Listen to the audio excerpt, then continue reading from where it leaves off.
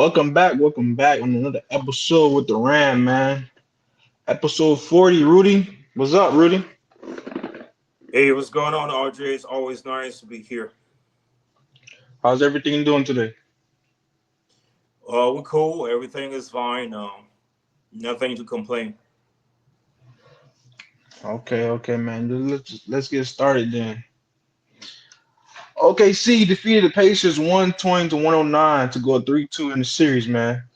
Jalen Williams, 40 points, 6 rebounds, Shea, 31 points, 10 assists, Siakam, 28 points, and Tyrese, 4 points. So, Rudy, let me ask you this question.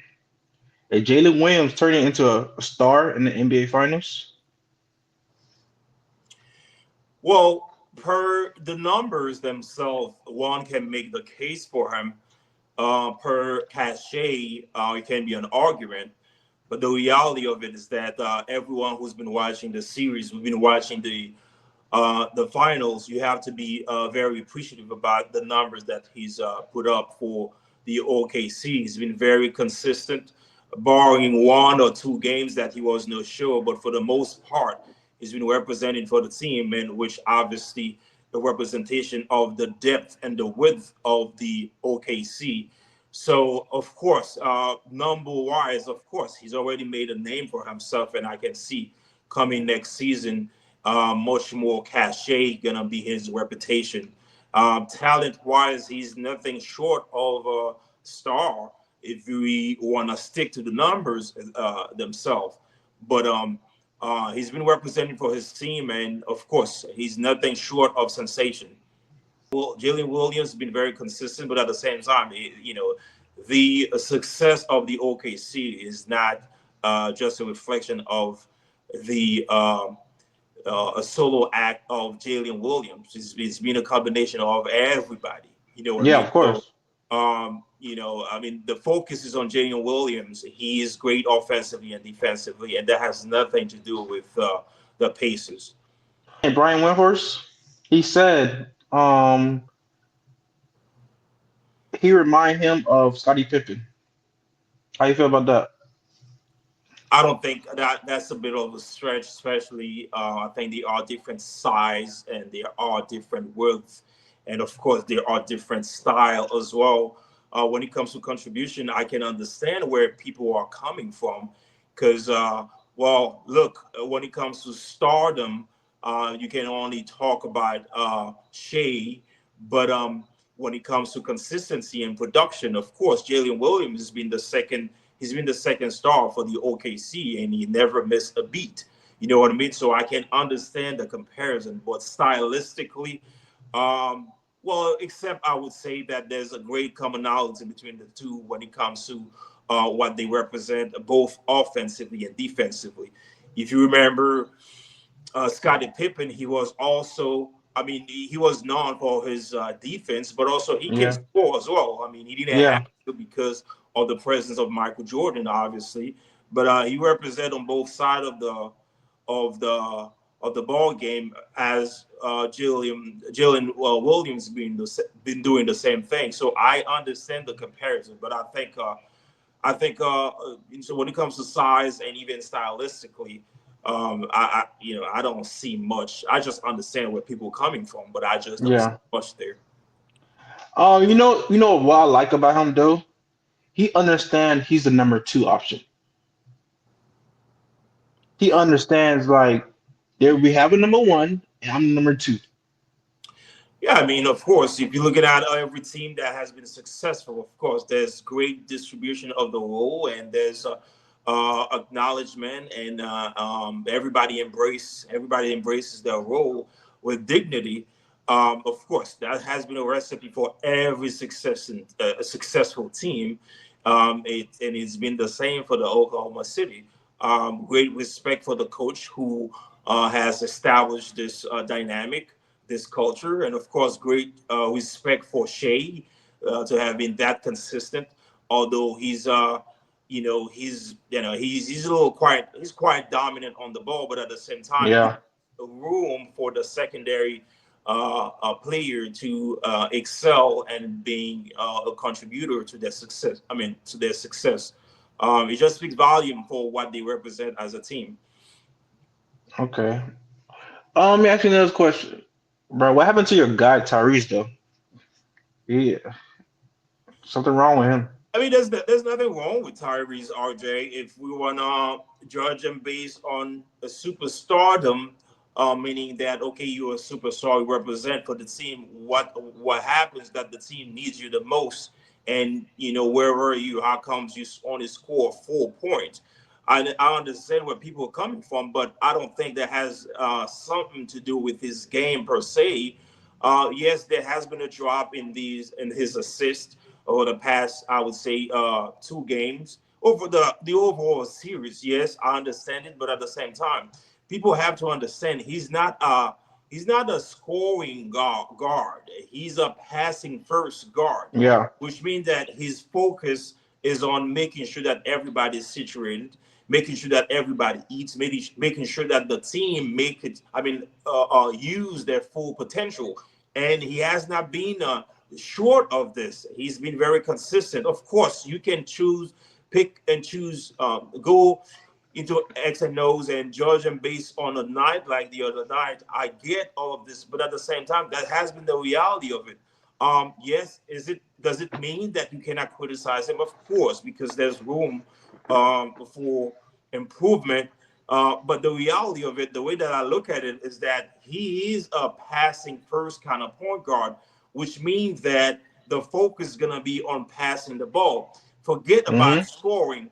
And then also another point that people miss about him is the fact that not only is he a passing first kind of guy, but also his offense is a little awkward as well. You know what I mean? He shoot the yeah, ball a little bit well, but it's a little unorthodox, which means that when his offense is not going, so it's kind of first, his intention is not to get his offense going. That's already a yeah. problem. And then secondly, the kind of offense that he can produce is a little hard when he start late, and let alone the efficacy of the OKC's defense that has been off the chart. You know what I mean? Yeah.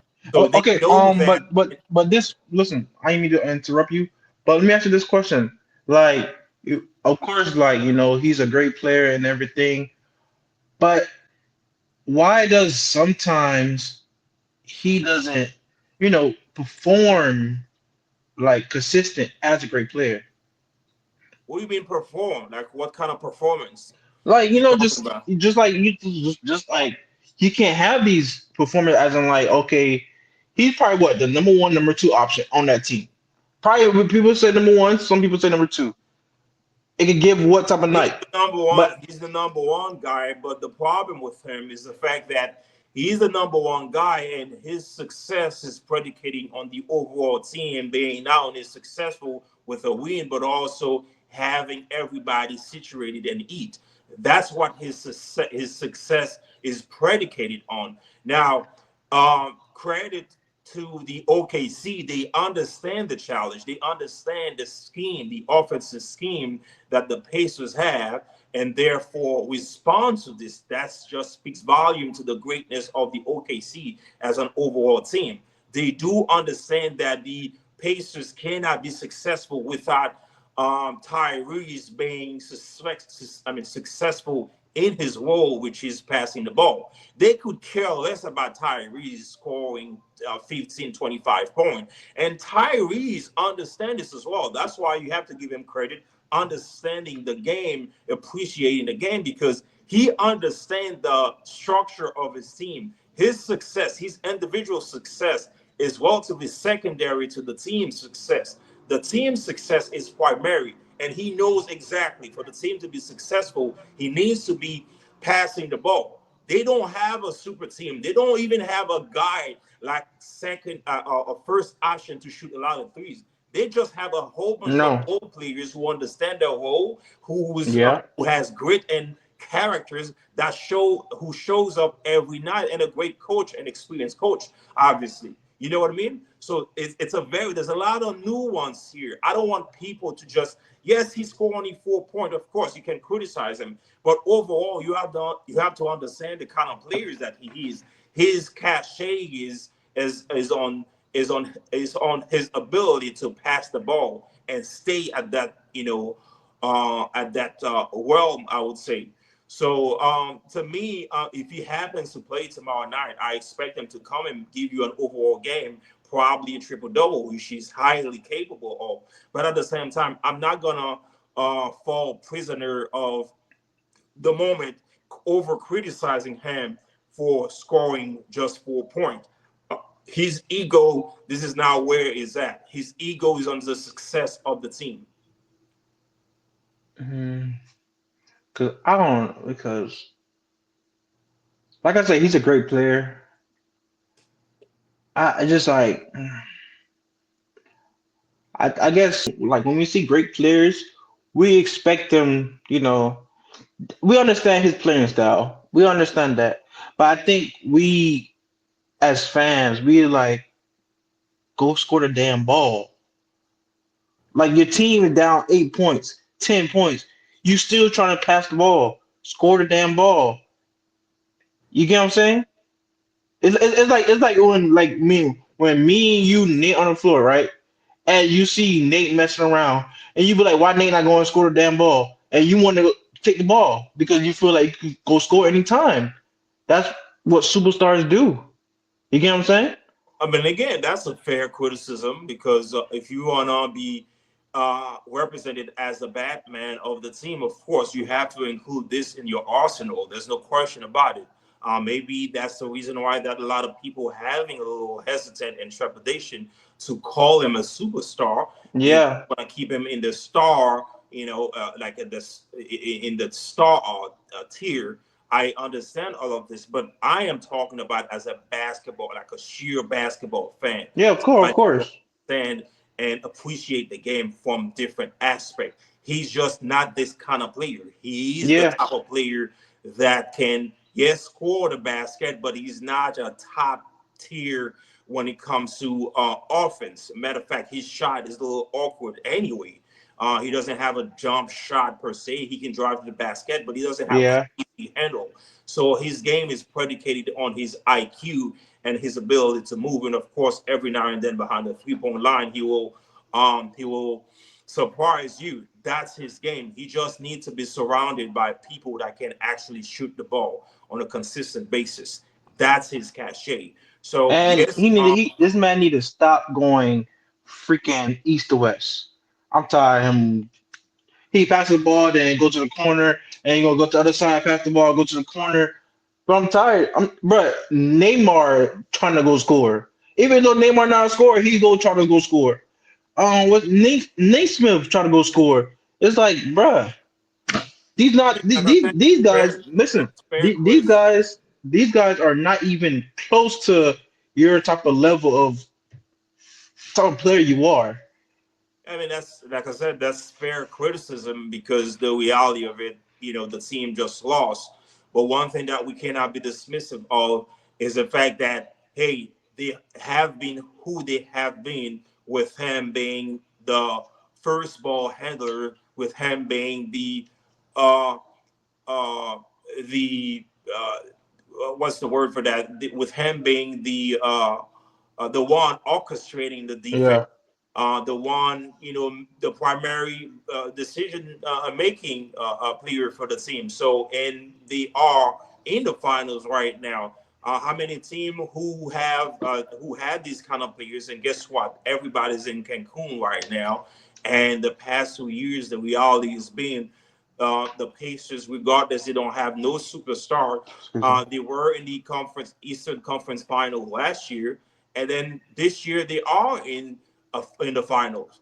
Kudos to him. Kudos to his style. Kudos to his coach, and kudos to everyone who has participated thus far.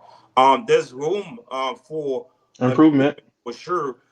He's open to criticism, but at the same time, I'm just not sitting there being dismissive of his powers because he's already accomplished a lot in his career as a young man playing Yeah, of course.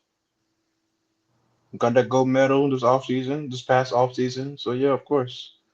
But on. on to the next. Let me ask you this question, Rudy. Should TJ McConnell play more minutes though? Um, kind of iffy on this, and the reason for it. Um, I remember at the beginning of the season, I was getting upset when McConnell was having much more minute on the court, which was affecting the efficacy of Halliburton. And we saw a drop in his numbers, especially in his assists, because he was sharing the ball a lot with McConnell. But throughout the season, obviously, they are in the finals, which means it was a success for them. So you can make the case that, yes, the coach had made a great decision. Of course, he's been very successful. You can even make a case right now, currently speaking, had it not been about McConnell, they probably would have been gone. Yeah, You know what I mean? Because yeah, 2 or 3 times during the series, it was his presence, yeah. it was his brilliance that put them over the top. The series Mm-hmm. is only 3-2 right now, going back to their home. We don't know what's going to happen tomorrow, whether Halliburton is going to be available or if he's available. What's the percentage? Is he 100? Is he 50? We don't know. We don't So know. where I'm trying to go with this, McConnell has earned the right for him to share the ball, the court with Halliburton because he's proven as a 6.3 or 4 guard that he has the IQ, he has the handle. The handle. He doesn't have a great shot, but he can still score the No. basket. Because of his brilliance, he knows how to attack the defense, and of course, passing the ball too. So, to answer your question, I would say yes, especially at this point, because he's proven to be a very important, and he's representing a big piece of the Pacers puzzle so far. Uh, I'm gonna agree with you also, only because his production off the bench is, like you said, it's been great. If it wasn't because of him, they would have been lost, probably what 4-1 by now. You get what I'm saying? So, and you know who also they need to topping. Obi Topping. He has to play more too. Um, I mean, He yeah. has to because don't get me wrong, Mal Turner he'll have good nights. Sometimes he'll have bad nights. But every time Topping comes in the game, it's like they go on a run. I'm not sure about starting off topping because No, it no, would no, no, no, no. be That's not dynamic. starting. Not starting. I'm just Nor saying do play I more minutes. Play more nor am I minutes. sure that he should play more minutes. But the reality of it, he's been a great contributor for the team. His presence is felt every night that he stepped on the court. He's been, matter of fact, one of the most consistent guy Yeah. coming off the bench for the Pacers. When it comes to rebound, of course, he averaged 5 rebounds as somebody coming off the bench. He played great defense, and of course, offensively, he can knock down the three if he's open. And of course, I think he averaged like 7 or 8 points, even almost eight points All in right. Almost series. 8 and 9. Yeah. So yeah, he's been a great contributor for the Pacers. I'm not sure about changing. I'm not sure about having played more minute at this point. Hell, we don't know if Halliburton is Because the thing available is, tomorrow. they played faster with him. Yeah, because he's relatively younger. He's tall. The length and the width of his size, of course, is in full presence. We all know that. I'm just more aware. I'm just more aware and cognizant of the overall impact that can have as far as the dynamic of the team so far. I think he's been very content with his role. Yet to see what's going to happen tomorrow, whether Halliburton is going to be Playing. available. Okay. But on to the next. So we got some news in Orlando, man. Magic traded KCP, Cole Anthony, plus four unprotected draft picks to Memphis for Desmond Bane. What's your reaction, man? Just think about it. I mean, it was a little surprise. Especially the timing itself. But I think it's a trade that both sides have won somehow. It all comes down to what's the coach, what's the culture going to decide to do with both of them. KCP's and I mean he's a champion. He's created a Two name times. for himself where he can play on both sides of the ball.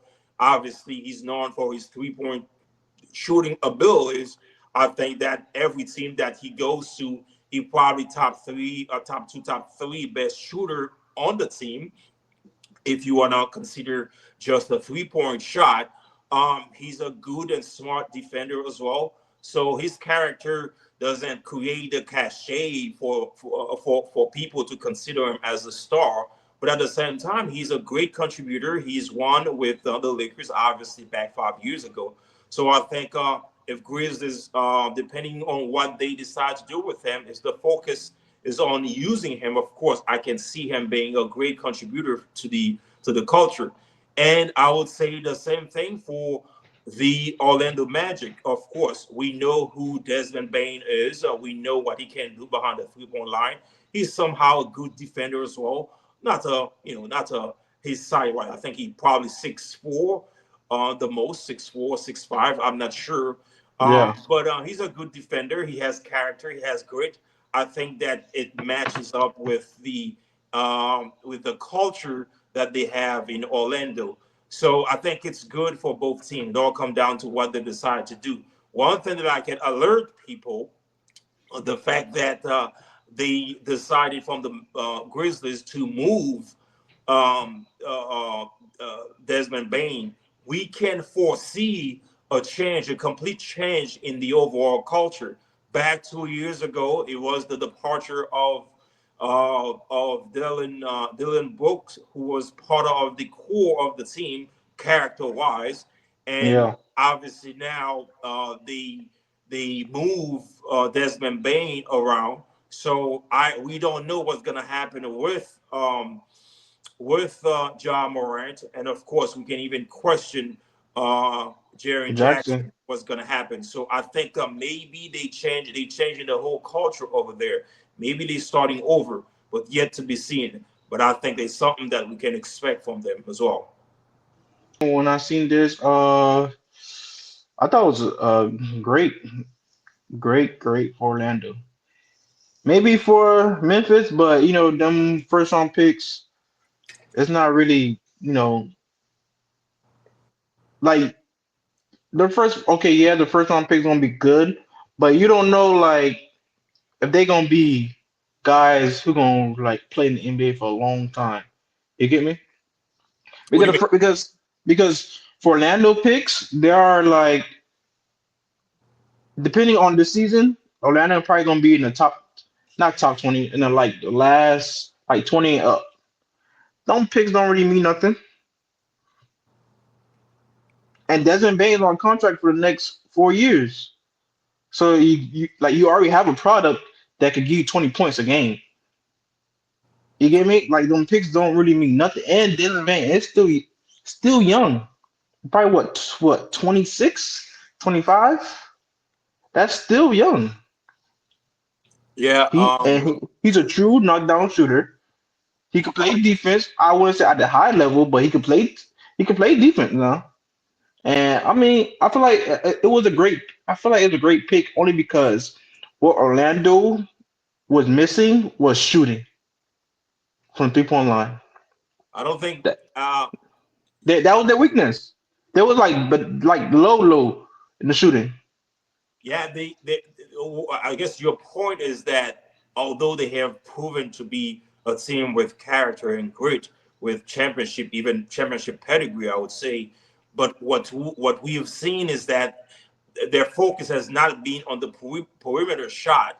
But now the question, the caveat that I have for you was was it because they didn't have the personnel per se, or it was a matter of the culture or the choice? Because I think if you had KCP, and I'm pretty sure there were other people around that could shoot the ball, and even Cole Anthony, he's a great point shooter as well. You know what I mean? Was the question, was it because they didn't have the personnel, or was it a question of style? Because one of the question or concern that we can have, although Desmond Bain is a good player, not great, but a good player, he can shoot it's the good three play, but he's solid. championship. He's But at like the same time, here's the caveat, RJ. At the same time, you can even ask the question, well, okay, the primary ball handler in Orlando is who? Banderow, right? What's his name? Banderow. But No, it's a. Oh well. he's RJ. Yeah. Here's Okay. You can say that. Yeah. So I'm not saying that telling you that he's not a good player. He's a good player both offensively and defensively.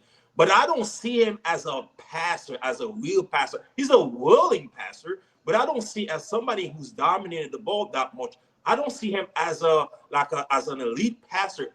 That alone can change the dynamic of the team. And the question that I have when it comes to his, you know, to this duo, to this next duo between him and Desmond Bane, because they're going to have to share the court. There's no question Yeah. about it. So now, is he going to be willing to share the ball with Desmond Bane? I think that's a question that most of us should have, and that alone can change the dynamic. I think he will because I feel like he has the respect of Desmond Bane because there's no way in hell you're gonna make the trade without telling him. He's the best player. He's the That's future a of their. that's a He's fair. a he's the franchise of the future. So I'm pretty sure he confirmed it. Like I got a guy who could score 20 points. Like I don't have to create for him. He could create his own shot. He could go get his own bucket. He could have some games where he had 30 points, 40 points. You get me? And don't forget, they still got the Wagner, right? He could still I play mean, ball. yeah, at this point, you can even make a case that the Orlando has won the trade. Although, from my perspective, it's kind of like the same, talent wise. It's just a matter of who's doing what and what they decide to do with the talent. Yes, you can make a case at this point. From that angle, you can make a case that the Orlando has won the trade because of the fact that when it comes to cachet, Desmond Bain has much more cachet as opposed to KCP. You know what I Hmm. mean? KCP is a champion. He's a great point shooter, but individually, you can make a case that Desmond Bain has way more cachet when he's on the court. Say, for instance, if you have a game where the primary ball handler is not on the court, Desmond Bain has he's shown this. Yeah, Shown he that proved it. of when John Morant was not around. He's shown That's absolutely. team more or less, during the regular season. So yeah, this is a good news. This is a good news for them. I'm just saying that uh, being everything being equal, I'm just questioning the dynamic between these two, whether that um, the Bandero will let him being um, Man, said Benchero. Benchero. huh? Benchero. Yeah, I call him Bendero, Benchero, whatever his name. But yeah, that's such a question because I'm always a little skeptical about any primary ball handler whose the first intention is not to pass the ball. It doesn't mean that he's not a willing passer. He is, but I know his intention primarily is to score the basket. That's true. I mean, that's true. But hey, that's why they have a coach, and that coach is very good. I can tell you that. That I mean, coach is very good, yeah, they have proven to be a very well balanced, a well coached team over the past 2 years. and they play defense at a higher level too. Of They course, play good they defense. have they have character over there. Yeah. But on to so reports saying Kevin Durant preferred trade destination is San Antonio. What you think about that? Kevin Durant on his sorry self again making coward move. He is not making a move if the victory is not guaranteed. He did it with the Warriors. He did this with Brooklyn. He did this with the Suns, and unfortunately, he has nothing to show as far as success. Of course, he's gonna want to make move like that because when we're looking at what Wembyama represent, of course, he can shoot the three, play defense, block. He's in the next 3 or 4 years, he's probably gonna be the top two, top three best player in the league. And of course, Kevin Durant want to jump on this bandwagon and because somehow the victory, is somehow guaranteed over there. I don't know, to be honest with you. I'm not hating. Obviously, he's Kevin Durant. He's still averaging over 20 points. But I just don't like the fact that he keep changing the goalpost and making coward move every now and then, and you mortgage your future on Kevin Durant, and he comes to your team, play 1 year or 2 years, has nothing to show with it, and then he just leave with his behind. I mean, leave and nothing and leave nothing for you as a team. I just don't know. If I were the Spurs, I would not be that excited. I will, of course, entertain it because it's still Kevin Durant averaging 20 points. But at the same time, you have to be very calculated when it comes to Kevin Durant. There's an other fact about all the numbers that he's putting. You might think that yes, he's 7 foot tall, he can handle the ball, can score. I mean, averages over 20 points, but at the same time, that alone doesn't contribute to the win. We've seen this over the past 3 or 4 years. So I would entertain him, but at the same time, I would not be that excited about it. I mean that I ain't gonna lie, that would be a good team. That's if Wimby stay healthy. Because all with his situation going on with the blood clot, so we don't know how severe that is. But if he stay healthy, that could be a good team. But for me, honestly, if I'm KD, I'll go to the East. If you want another championship, if you want to get to the finals again, take your butt to the East. I don't think so. Why you say Why not? Because the I feel like the West so hard, and I feel like the bro, East listen. the East is hard as well because the East Yeah, is so yes, but unpredictable. I feel like the East has probably like a good 5 or 4 teams that you could say for sure. The West, you could put all all 8 teams. Like there's an argument to be 10 teams I mean, yeah, that's true. because remember because Yeah, look, Dallas coming back, they coming back, and they still got the number 1 pick. yeah, that's true. I don't even know why is it that Dallas is not on in the picture of teams that Cade is considering to join. I mean, granted, it's still relatively early. We don't know what's going to happen down the stretch, but I just don't know why so far Dallas' name has not been in the picture. It's not been on the list of the team that he wants. But he's so But slick. He's such the a thing is, coward. You never the know what Dallas he's going to the do. thing is about Dallas though, they don't have no what's it called The they don't as have pieces. Yeah, they have Dallas have stars over there like Kyrie, obviously the number 1 pick, and Anthony Davis, and they have like these type of role players, but then they're not like KCP in the world, those type of those type of role players. I think they have pieces. They have pieces that they can move around depending on what the Not other. not not to get KD though, Huh? not to get KD. What do you mean? Well, they don't really have pieces to go get KD. It all depends on what the pieces that the team needs. For instance, they have. What about if they make a package of Gafford and Lively and couple of picks, and still try to maintain Kyrie and AD and welcome KD. That would be a great trio for them. But remember, they have the number 1 pick.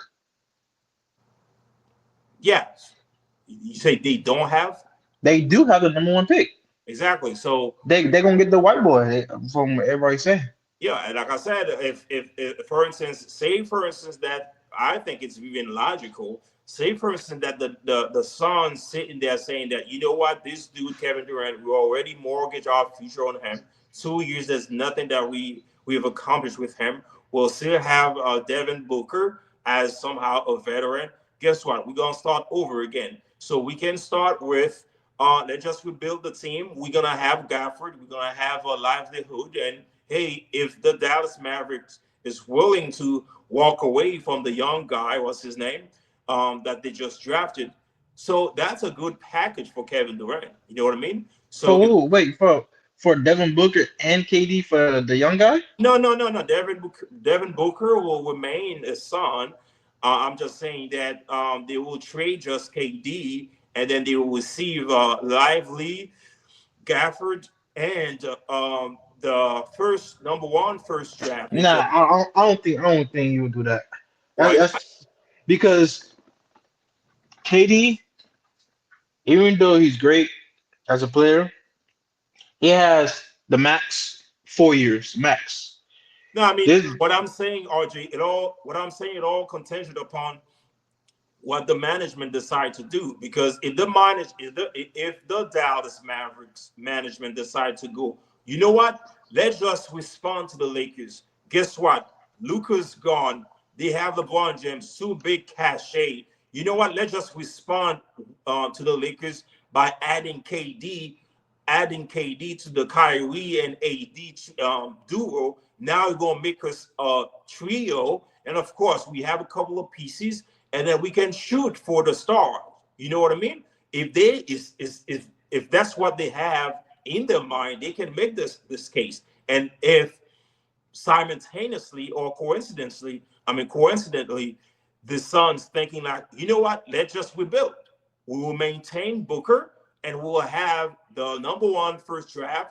We will have Lively, who's young, and then we have Gafford. Now these are pieces that you have that we can build with, combined with Booker. Now all of a sudden, if they mash well, what's going to happen next year? You're gonna have the ability for you to lure, I would say, one of the top five or top seven best player in the league combined with Booker, and then you can shoot again for the moon. You know what I mean? So it all contingent upon what the team, what management decide to do. It's all come down to perspective. I ain't gonna lie. If they do that, that's gonna be like another Luka and Anthony Davis, bro. They just went to because Luka what 24, 25. And that's the only case. I mean, I'm not speaking this into existence. If Dallas Mavericks decide to do this, you can look at them as a threat in the West, because it will be a combination of not only talent but different kind of talent, but also a combination of character which matches well. When it comes to alpha character, you have it in Kyrie, and obviously he's a complete player, not great defensively, but offensively he's as a, you know, he's of course he's a genius. And then, of course, offensively, you have KD that, he's lacking nothing offensively. And then, of course, you have AD, who's great defensively and, of course, solid offensively, not as consistent as the other two. Now, if you combine these three, talent-wise, it's a great combination. And, of course, personality-wise, it's also a great combination, let alone the coach that they have that can manage the personality and the talent. You can sit there, look at them as a contender, as a serious contender in the next 2 years if they decide to move to this direction. I'm just saying that it all comes down to perspective. It all comes down to what the team decide to do. Yeah, that's true. That's true. But on to the next one. Is Luka built for being the face of the NBA?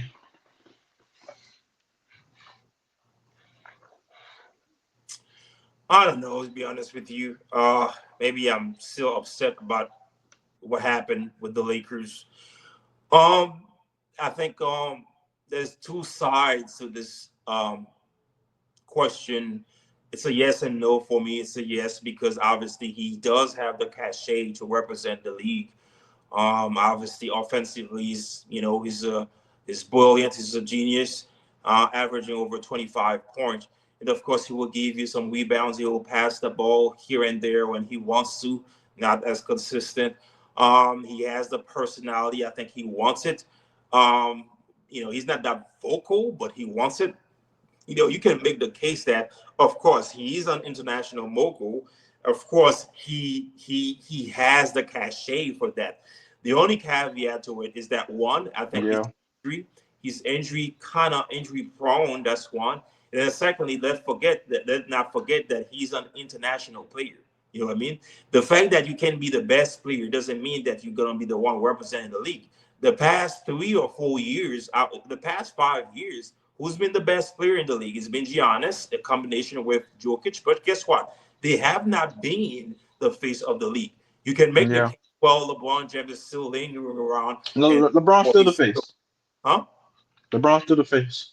Yeah, yeah, you can make this case, which which is understandable, but at the same time, you have to take into consideration the fact that they are international players. There's still some kind of bias that's used against them as far as the face of the league.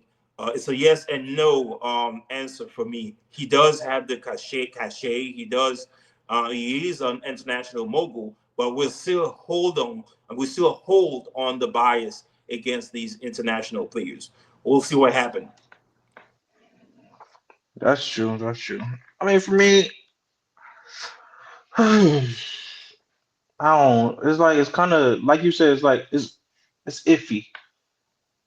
You know, it's iffy for him because like he can because he has the aura, the swag, the mean look. He has everything. It just everything but the defense.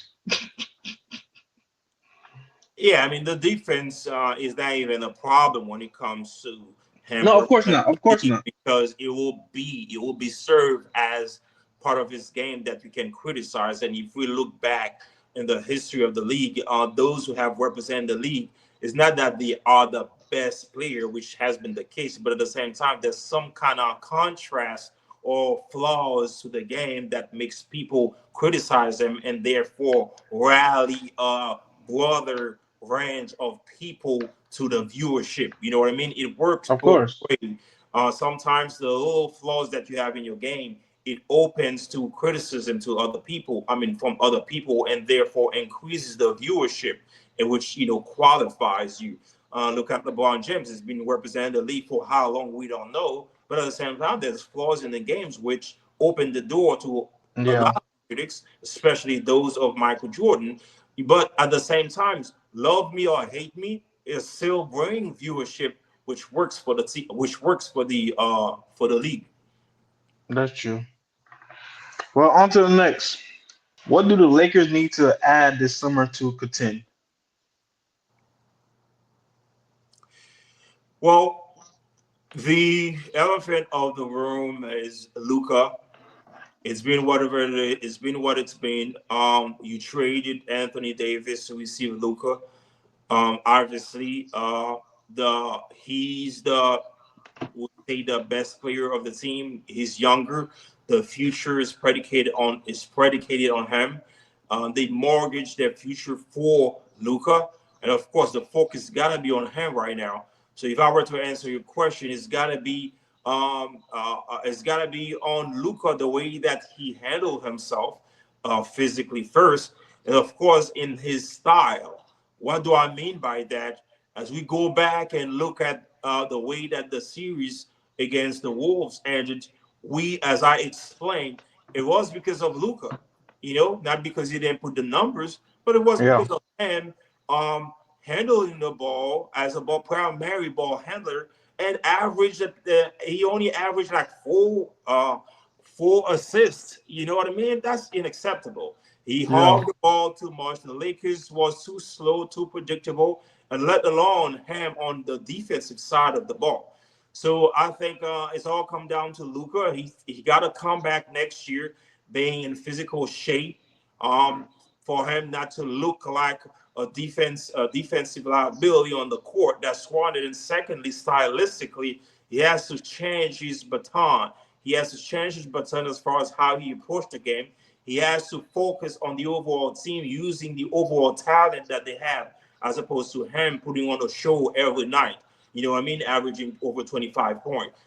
yeah, This is not how you win basketball. And as we all know, the Lakers is about winning championship, as Magic Johnson just pointed out about 2 weeks ago.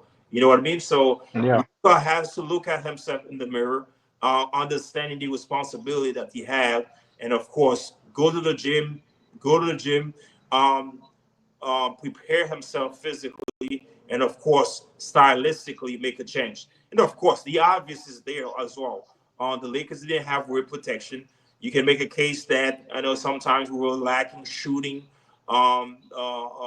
ability, but was it a question of the personnel itself, or it was a question of the style. Because I can make a case that the Lakers had great piece. It was just that they were not being used. You know what I mean? They were not being Yeah. used. And of course, it's gonna be another opportunity for the coach as well to look back, from what I mean, look back at what happened last year and make some adjustment for the Lakers.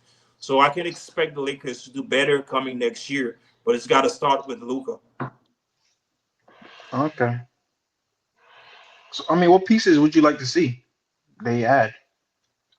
I mean, I'm not thinking about somebody specifically. We know that we're missing rim protection now. Who is that gonna be, and at what cost? We're gonna receive somebody.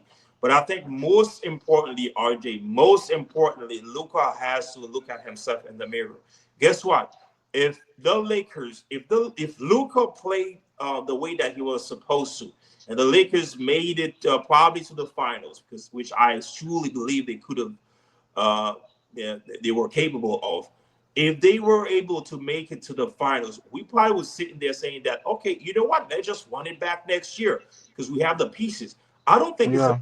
personnel per se. Yes, we're lacking rim protection. We didn't have a big guy, but at the same Yeah. time, if you have your primary ball handler being a ball hog, not passing the ball, only focuses on scoring, guess what? You never know what you're actually capable of. You never know because you never reach your potential. You know what I mean? The obvious is such. Yes, we need rim protection, but at the same time, we cannot be sitting there being dismissive of of the pathology of the way that the Luka played. You know what I mean? He was very pathological. It's just unacceptable for him to have um, had the ball in his hand for such a long period of time, for that amount of time, and not averaging Yeah. 6 or 7 assists. Okay. That's true. But hey, we done for today, man. We done for today. But like Yeah, I said, Rudy, thank you for coming on. I appreciate you. Give me your advice. Well, not advice, your expertise on the game. And like I said, episode 40. yeah, it's been a long one. It's been a long one, and we're looking forward And Nate, for stop playing more. with me, man. No answer.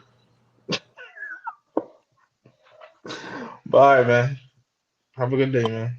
All right, chill. Yeah.